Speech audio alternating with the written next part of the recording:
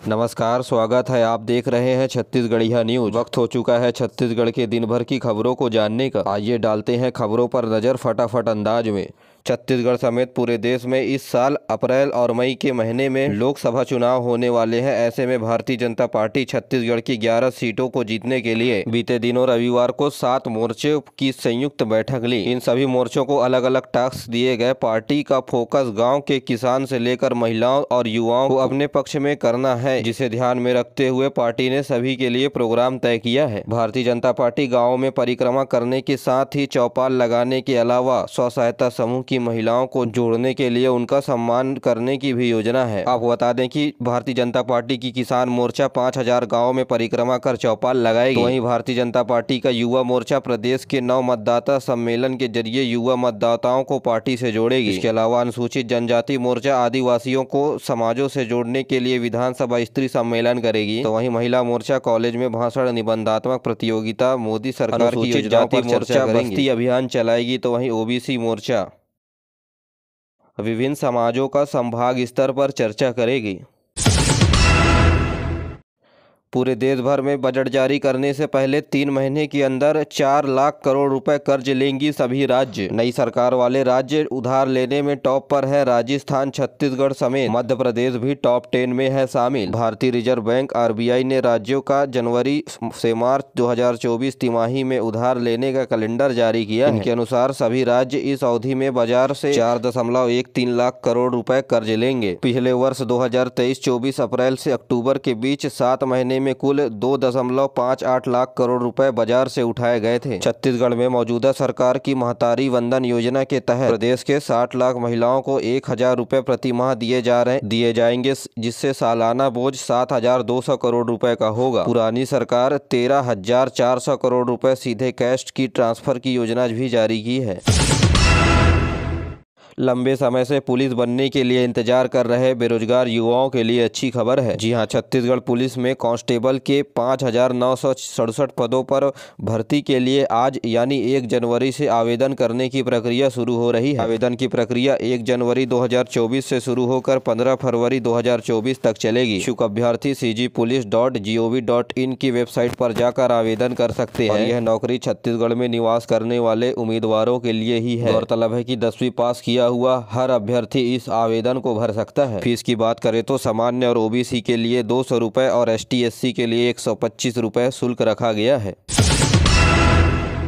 छत्तीसगढ़ के deputy CM Vijay Sharma गृह मंत्री बनने के बाद पहली बार पुलिस विभाग की बैठक ली, जहां वे कानून व्यवस्था को छत्तीसगढ़ में मजबूत बनाने के लिए पुलिस विभाग के अधिकारियों को खरी खरी बातें सुनाई। कहा, संविधान के आधार पर चलेगी सरकार, किसी के जेब में नहीं होगा कानून। राज्य में किसी व्यक्ति विशेष का राज न हो, कानून किसी के जेब में न हो। इसके अलावा गृह मंत्री ने कहा कि प्रदेश में नशा बढ़ा हुआ है। 13 से 15 साल के बच्चे इंजेक्शन से नशा करते हैं। ये सब हर हाल में समाप्त होने चाहिए।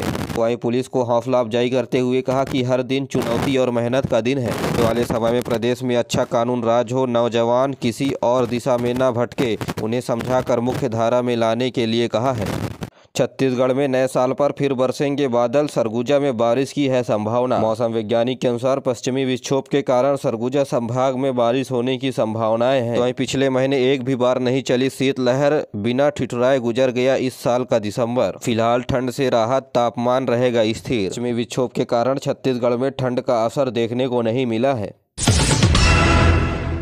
छत्तीसगढ़ में बैगा बाहुल्य तवा डबरा पहुंचे जनजाति कार्य मंत्रालय के उप महानिर्देशक विश्वजीत दास। बैगाओं से की मुलाकात, शासकीय सुविधाओं की ली जानकारी। केंद्र सरकार के जनजाति कार्य मंत्रालय के महानिर्देशक गौरेला विकास खंड के ग्राम पंचायत ठाकरा के बैगा आदिवासी तवा डबरा में दौरा किया। उन्होंने आदिवासी बालक आश्रम तवा डबरा में आयोजित बैठक में शासकीय सुविधाओं के बारे में और उनके जरूरतों के बारे में पूछा। उन्हें मूलभूत सुविधाएं जैसे आवास, बिजली, पानी, सड़क, शिक्षा, स्वास्थ्य, आजीविका पर से जानकारी ली। तो वहीं स्वास्थ्य क्षेत्र में टीकाकरण, सुरक्षित प्रसव, आयुष्मान कार्ड, निःशुल्क इलाज, स्वच्छ पेयजल, आंगनबाड़ी केंद्रों में बच्चों तथा गर्भवती शिशु महिलाओं के बारे में सुविधाओं के बारे में जानकारी ली।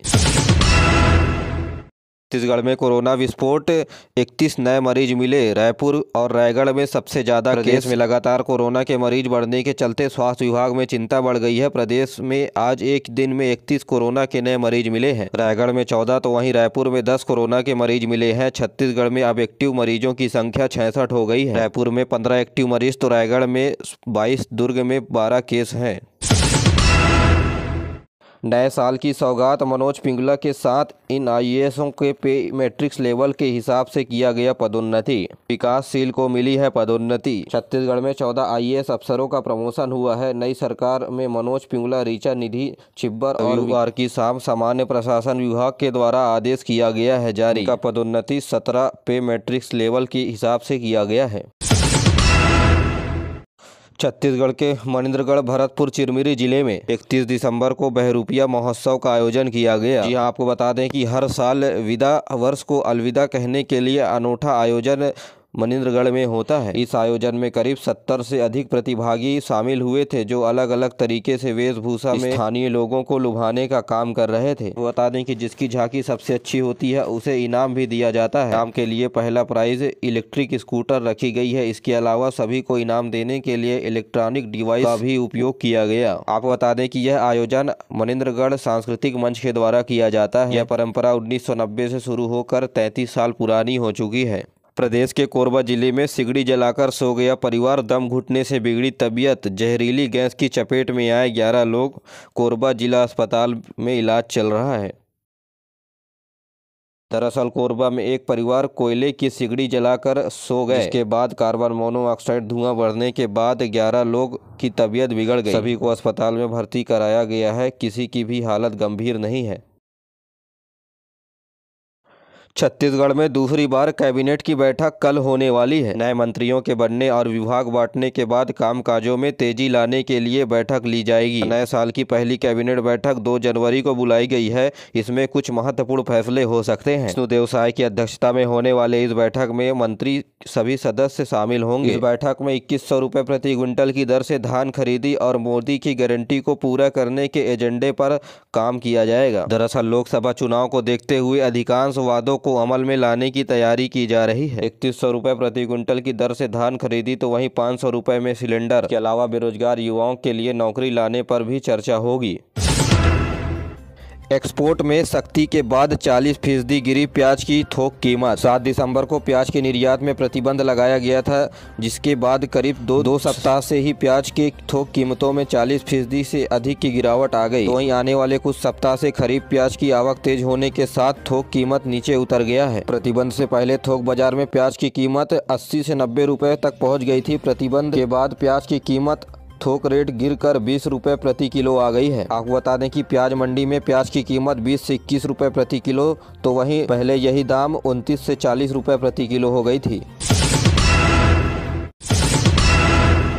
120 जब्त वाहनों की नीलामी से शासन को बड़े राजस्व की प्राप्ति हुई। नीलामी में लोगों ने बढ़ चढ़कर लिया हिस्सा। बलौदाबाजार के जिले में पुलिस विभाग के द्वारा आबकारी एक्ट के तहत पकड़े गए वाहनों की जब्ती कर कलेक्टर न्यायालय में पेश किया गया, जहां काफी दिनों में सुनवाई के बाद कलेक्टर द्वारा 120 वाहनों की राजसात के साथ कार्रवाई की गई। 120 वाहनों की खुली नीलामी में करीब 4000 लोगों ने भाग लिया, जिसमें 8 4 पहिया वाहन और 112 2 पहिया वाहन शामिल थे। इसे बेचकर सरकार को 5,32,500 रुपए की राजस्व प्राप्ति हुई। नीलामी सुबह 11 बजे से रात 8 बजे तक चला।